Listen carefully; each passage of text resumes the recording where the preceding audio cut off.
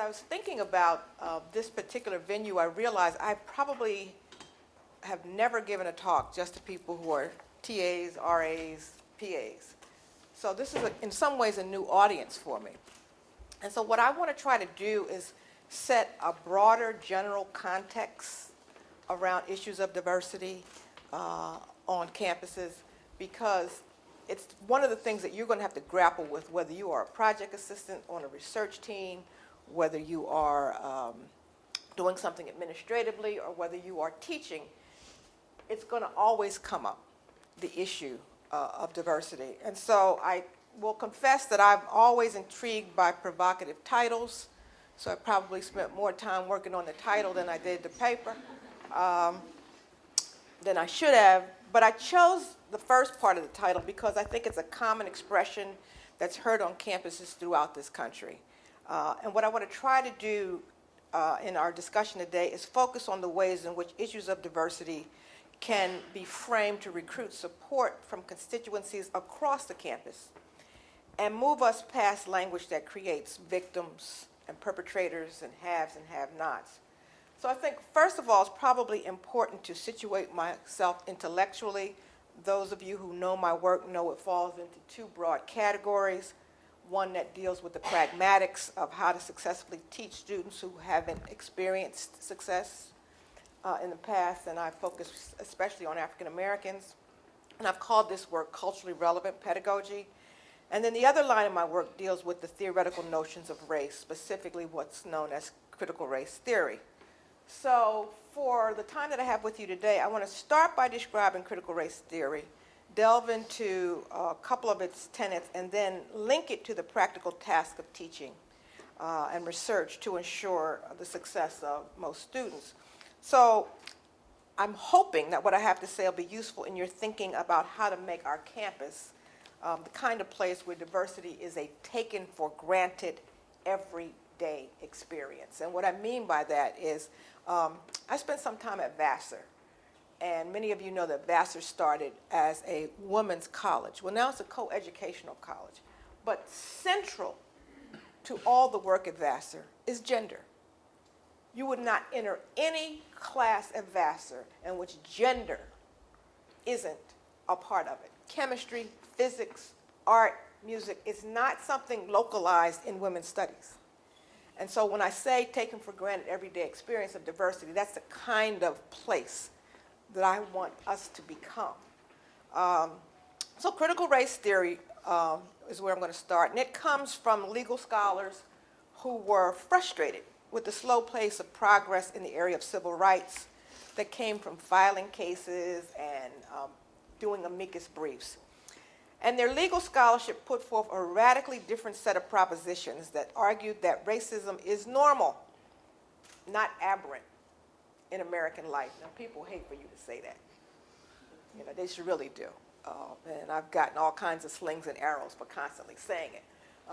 One of the interesting things about critical race theory is that it actually started here in the law school at Wisconsin. So some of the big names like Derek Bell and Kimberly Crenshaw, they were here in summer workshops developing this notion. These folks further insisted that typical appeals to neutrality and objectivity and meritocracy could not be substantiated in the social world because much of what we call reality is socially constructed, that stories provide members of outgroups with a vehicle for psychic self-preservation, and that the exchange of stories from teller to listener can help you overcome ethnocentrism and the disconscious conviction of viewing the world in one way.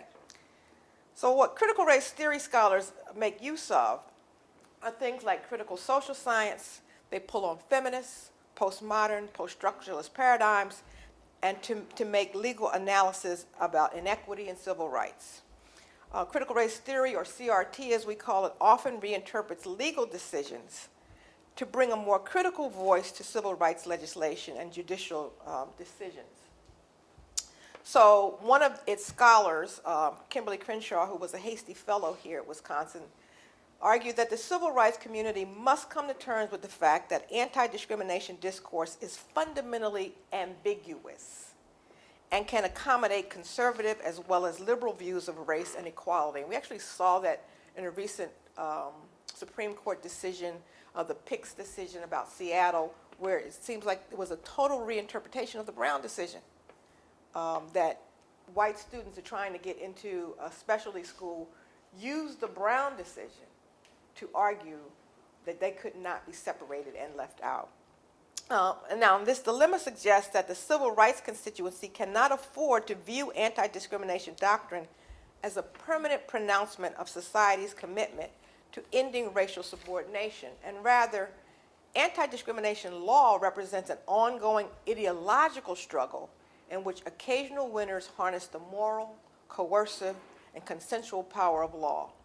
Nonetheless, the victories it offers can be ephemeral and the risk of engagement substantial. So the idea is that nothing ever just stays the same. You might think you've moved in a particular direction, but there's always this possibility that it can be used against you in a different way. So one of the ways that critical race theory conveys its analysis is through storytelling, or more precisely, counter-storytellers. In other words, there's always a story out there. So even if what you're doing is deeply empirical, quantitative research, you're still telling a story. And there's another story to be told. So through the use of these fables and chronicles and sagas, we learn how people most impacted by racism and other forms of discrimination understand their circumstances and how mainstream laws and decisions are stacked against them. Another tenet of critical race theory is Derek Bell's conception of interest convergence. Interest convergence suggests that civil rights legislation only passes when it produces benefits for the dominant culture. So if you take the case of affirmative action, most whites see it as a program that solely benefits people of color. But the numbers tell us something different. According to the United States Department of Labor, white women are the primary beneficiaries of affirmative action, because there's more of them, right? And we never seem to talk about this. But consider this. The majority of white women live with other white people, men, women, and children. So the benefits of affirmative action flow through the white community. Thus, the interests of blacks and Latinos and American Indians for access to good jobs and good schools converge with those of whites to make sure that they too can access those jobs and those schools. I think another example of interest convergence occurred years ago in Arizona when their former governor, Evan Mecham, declared that his state would not observe the Martin Luther King Jr. holiday because it was too expensive. He said it cost too much money to provide another paid holiday for state employees. Immediately, the African American community responded by indicating that they would not choose Arizona as a destination for vacations or conferences or recreation. And specifically, the National Basketball Association declared it would not hold its all-star game in the state. After that pronouncement, Governor Mecham reversed himself. Now, I don't believe that he had a change of heart regarding Dr. King or the holiday. Rather, the economic interests of the governor converged with those of African Americans and others who were supporting the King holiday to create this, quote, interest convergence. So my argument is that diversity should not be framed as altruistic principles, that is, the good things that we do for other people, but rather as an interest convergence strategy. So it takes me back to the title of this talk. How many times have we heard someone say when referring to the lack of diversity on the faculty or in admissions to our colleges and universities, quote, but we can't find any qualified blacks, Latinos, American Indians.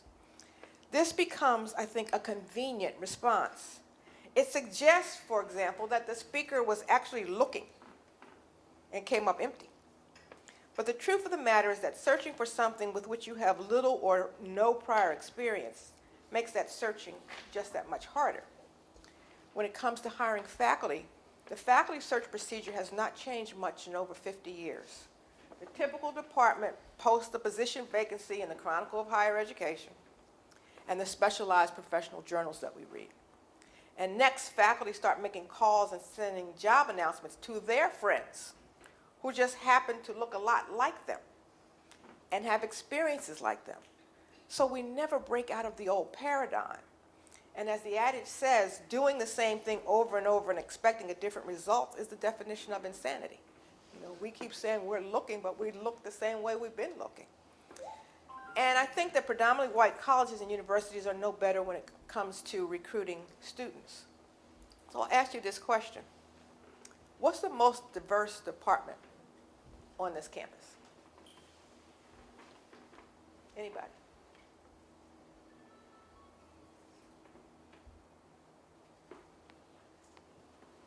You can't get it wrong. Okay? Just School of Education. Law school. Engineering. Okay. Mathematics. Okay. Okay. Typically, what people say are Afro-Am, Chicano studies, American Indian studies, sociology, right? But it really is a trick question because it's athletic department,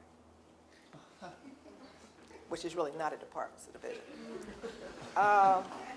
But my experience as a member of the University of Wisconsin's athletic board and the faculty rep to the Big Ten showed me the stark contrast between who is participating in the revenue-enhancing sports and who is attending the college or university are quite different. One of the things that used to, really get under my skin when talking to some of the athletes who were not a part of revenue enhancers. So somebody is on a crew team, and they would complain, well, the football players get X or Y, or the football players are allowed to do X or Y. And I said, sweetheart, if it were not for the football players, you couldn't row that little boat. Because nobody but the coach, your mama, and often me come to watch that. And we come, and it's for free, right? The fact that the football players regularly put 80,000, butts in the seats means that everybody else gets to do their thing. That's really interest convergence. You're not doing anything nice for the football players or the basketball players. They actually contribute to the fact that we have a viable athletic department. So how do we make interest convergence apply more broadly, however, to students who are not high-performing athletes? Well, one way is to make diversity what I would call a value-added phenomenon, rather than an act of largesse on the part of, quote, benevolent institutions. The nation's best universities have found out the benefit of diversity. So, as a proud Stanford alum, turns out that Stanford has less than 32% of its student population is white. That 60% are identified students of color, with about 9% of them declining to identify race or ethnicity. At Harvard College, 43% of the students identify as students of color, 19% identify as international, and less than 40% identify as white. How are we doing at Wisconsin? Well, 13.2% of the students on the campus are considered diverse. In the School of Ed, 7.8% of our targeted students of color are undergraduates. Much less than the campus itself, and the campus is not very diverse. But it's interesting that the graduate students are a more diverse group, actually a little more diverse than the campus than the undergraduates, which means most of you will be teaching almost exclusively white sections. And if you are a TA of color, that's going to present a particular challenge for you, because most of them will be in a classroom where this is the first time they've ever had someone of color teaching them. And it will be whatever stereotypes that come with that will be operating. And so you need to think about that. So I guess I asked, what have places like Harvard and Stanford learned that many of their peer institutions have not? Well, for one thing, I think these schools are thinking not just about students on campus experiences, but about their life beyond their campuses. And they know that in a tight economy, businesses and corporations and graduate schools are all attempting to diversify. And to do that, they must go to places where diverse prospects are likely to be. So the interest convergence kicks in when white students begin to understand that their chances are compromised when they are in less diverse environments. So I want you to imagine this scenario. That recruiter X is looking at a shrinking travel budget and a mandate to hire a diverse sales force to be able to connect with its increasingly global markets. He takes out a map and decides which schools to hit.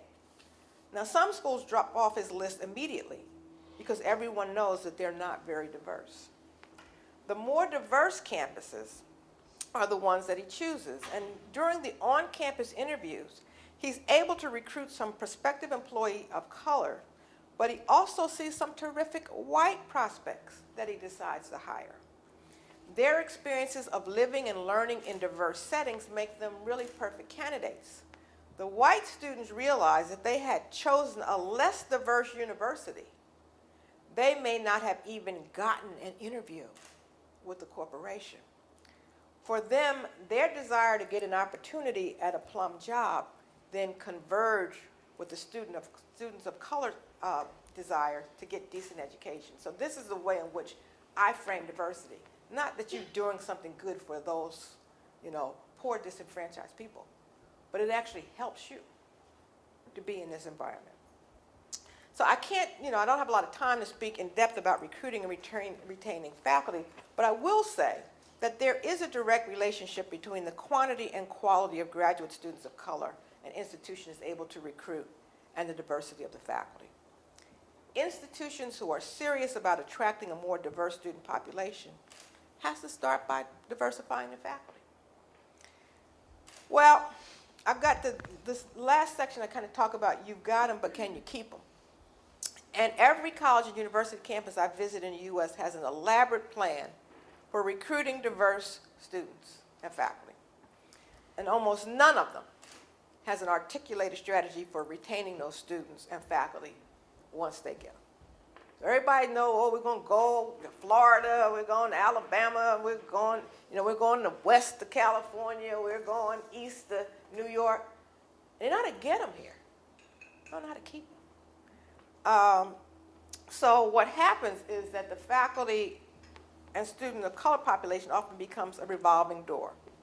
You have a lot of energy going into getting them in the front door, and nobody seems to be watching as they slip out the back door. In my own experience at Stanford, there were very few African-American students who made it to the finish line with me. Even though they did a great job of bringing us in, it was very difficult to hold on to them. And while I don't have any magic strategy for holding on to faculty, I will tell you money always seems to help. I do think that my more empirical work on culturally relevant pedagogy might be instructive in attending to the needs of the students. So culturally relevant pedagogy is a term that I coined to describe the work of teachers who were effective with African American students. And I think their work is a powerful rubric for understanding what it is that all teachers, teaching assistants, faculty, should do in classrooms. And in the time that I have remaining with you, I want to describe the 3 basic propositions that frame the theory that emerged from my research. And I'm going to do my best to adapt these notions to work at the collegiate level. So the first component of the work, student learning, is that of student learning. So folks who do this work are less concerned with covering material, getting through books, labs, or formulae, than whether or not students are actually learning what's being taught. There was a very interesting study done, I believe, at the University of Connecticut in a college calculus course. And the researchers went in to the course and they tested the notion of rate of change, which is a fundamental big idea in calculus. If you don't get rate of change, you sort of don't get calculus, right? And so they tested it before it was taught, and of the 27 students in the class, 3 students already understood rate of change. Then they left, and the professor taught rate of change, went through all this stuff, with the students.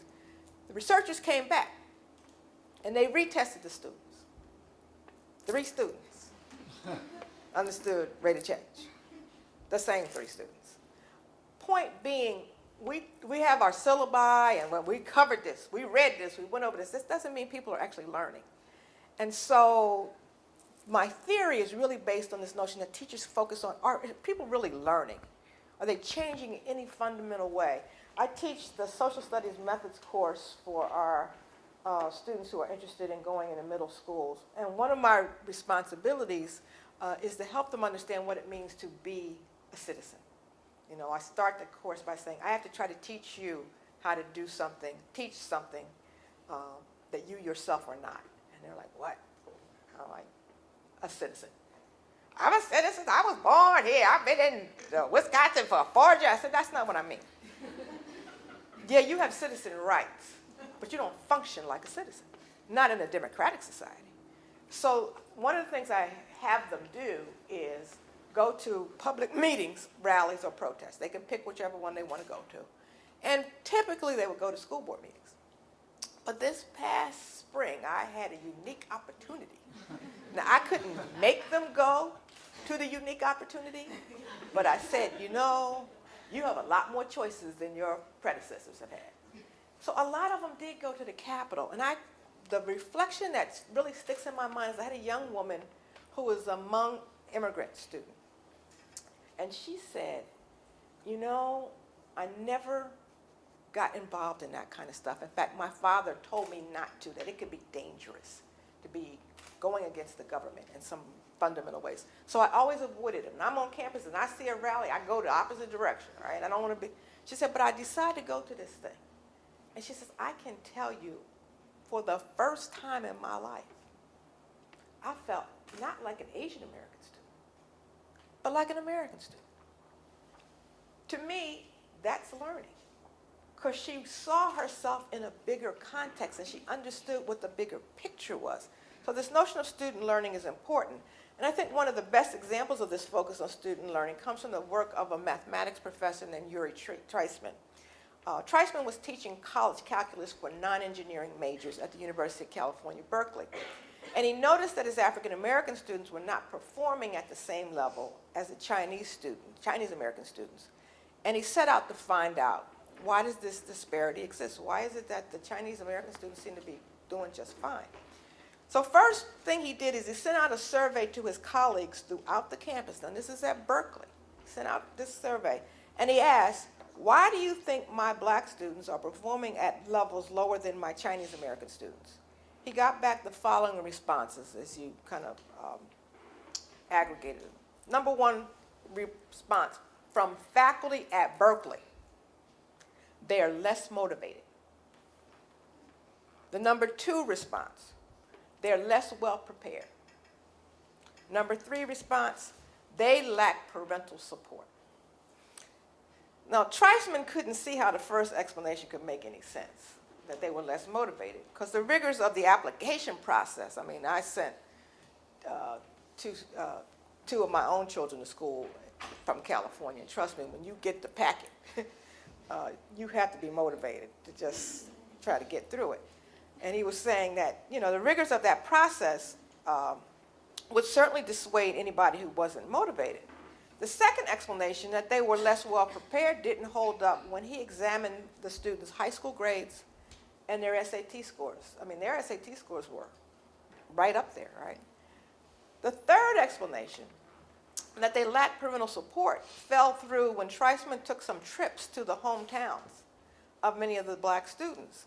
And in many cases, they not only had parental support, they also had the support of the entire community. He said, I went to one community, there was banners hanging across the street saying, oh, go Jerome, you know, because they're like the only student in their little high school that got into the University of California, Berkeley's. You know, their churches, their neighbors, their friends, and I love that Treisman said one time, he said, one of the things I learned in terms of parental support for these kids, that these black mothers are wielding some great big kitchen implements and basically saying, you better go up there and do good, you know. So it's not like people are unengaged with what's happening with their students. So finally what Treisman decided to do was move into the dorm to see if he could learn about the students' on-campus lives and see whether or not that might tell him something. And quickly what he noticed is that all of the Chinese American students were in study groups where they could help each other with their mathematics learning. And you know how mathematics is set up. If you do your work by yourself, then you don't know you're wrong until you turn the paper in. But if there are 4 of you doing something and 3 of you have one answer and another one has a different, somebody's wrong, right? So you have to at least process through, why is it that, these answers are not matching up. So quickly, Treisman made participation in a study group a course requirement. Now, it's interesting to me because in my undergraduate courses, I get the students by their 4th semester. And because they travel through as a cohort, the friendships are already developed and fixed. So the cohort is both a blessing and a curse. It's a blessing because they kind of know each other, and if they get along with each other, great.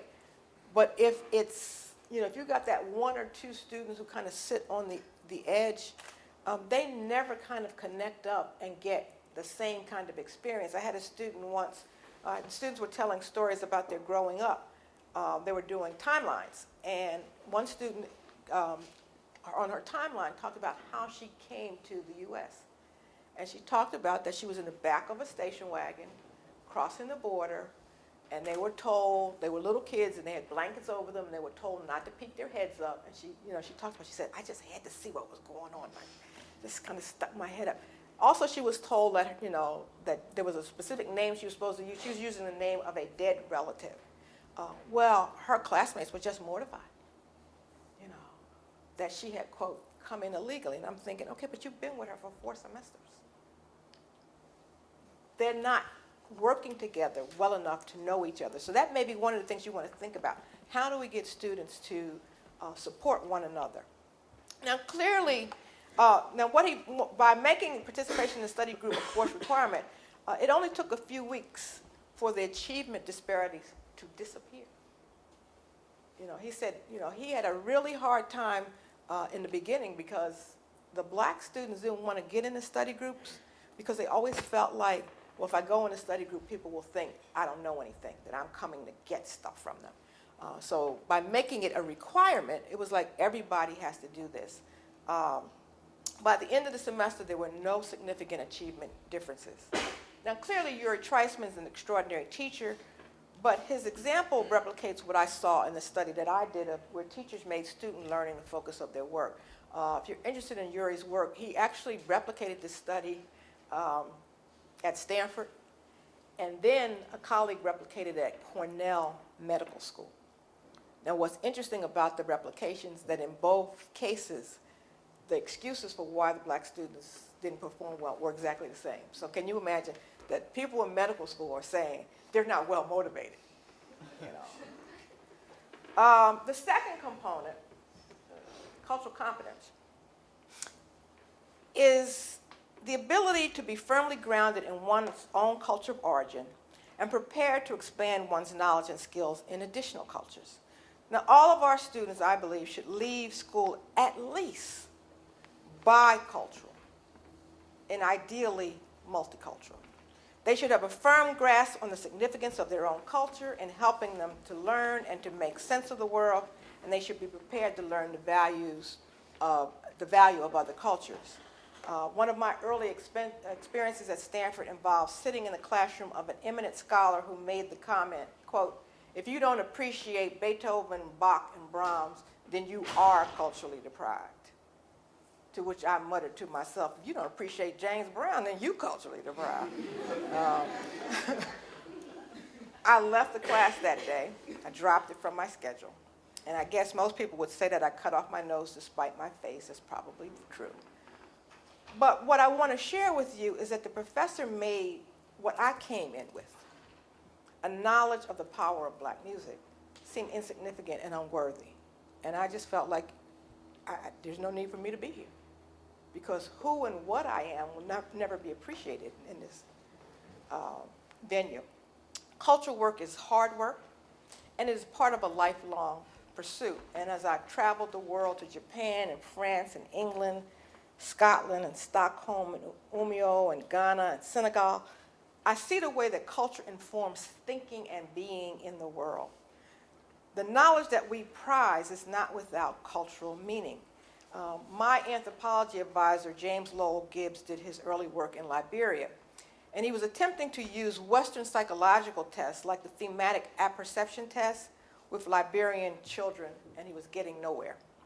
The students would look at the Western pictures and look back at him with puzzled expressions on their faces. And so finally what Gibbs did was hire a Liberian artist to redraw the pictures and to substitute culturally relevant elements. So instead of drawing a boy staring frustrated at a violin, the drawing now shows a Liberian boy with a similar expression staring at a drum. And he got excellent results that mirrored the results that you would get in Western culture. Few college, university professors or TAs take the time to learn about the various cultures that students represent in their classrooms, and instead they move through their syllabi as if it didn't matter who the students are. The final component, socio-political consciousness, is a perspective that argues that what we teach is important beyond the classroom, and not merely in instrumental ways like getting a job. It's what I call the so what factor. My advisees know this. I say this all the time. You know, they have their little precious dissertation, you know, and I always look at them and go, so what?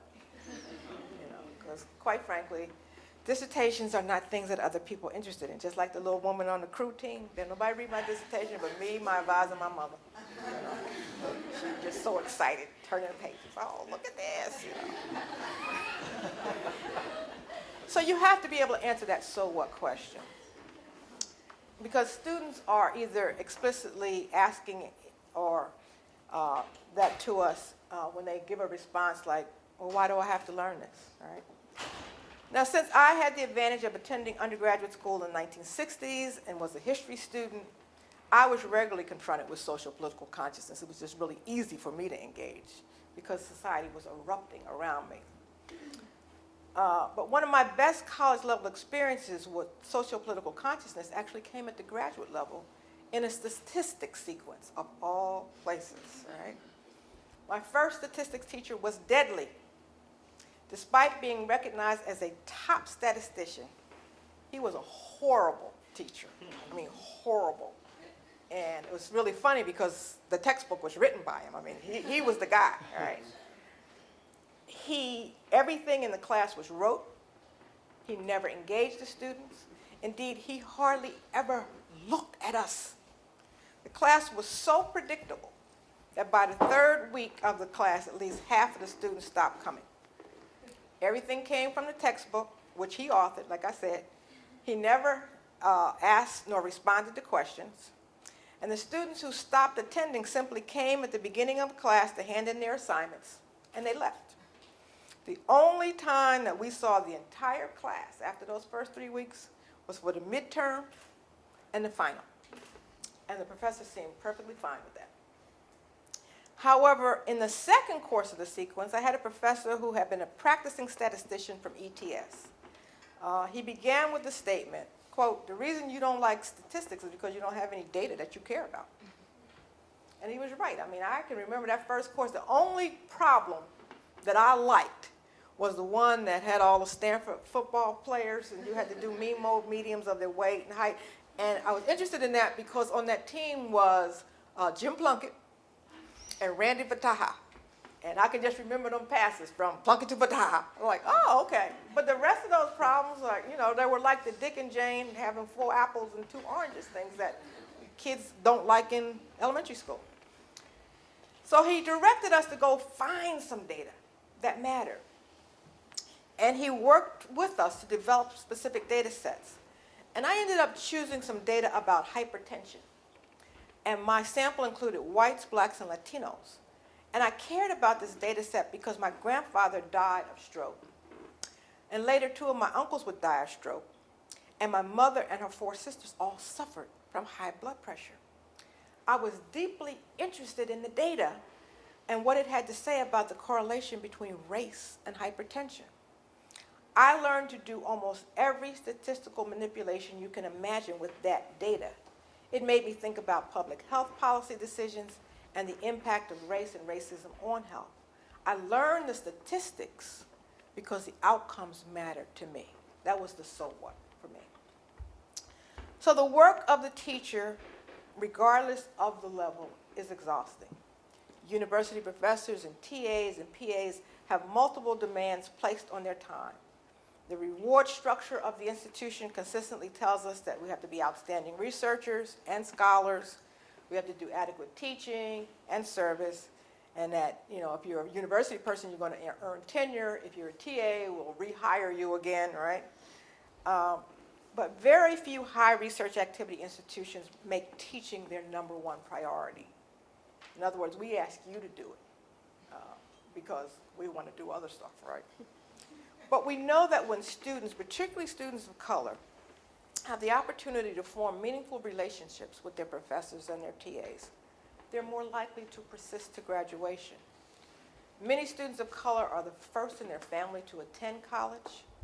They are without the cultural capital and resources to navigate the complicated bureaucracy systems of the university. The lucky ones find faculty mentors, often faculty of color, and they make their way through. But it should be our mandate to ensure that students experience success and are less likely to fail because of the cultural climate that exists on the campus. We have to stop falling back on lame excuses that say perhaps they're not well motivated, or that they're not well prepared, or that they lack parental support. And the next time that we hear our faculty and graduate student colleagues, administrators say in response to our lack of campus diversity, we can't find any, we have to look them squarely in the face and say, well, then I guess we better start making some. Thank you.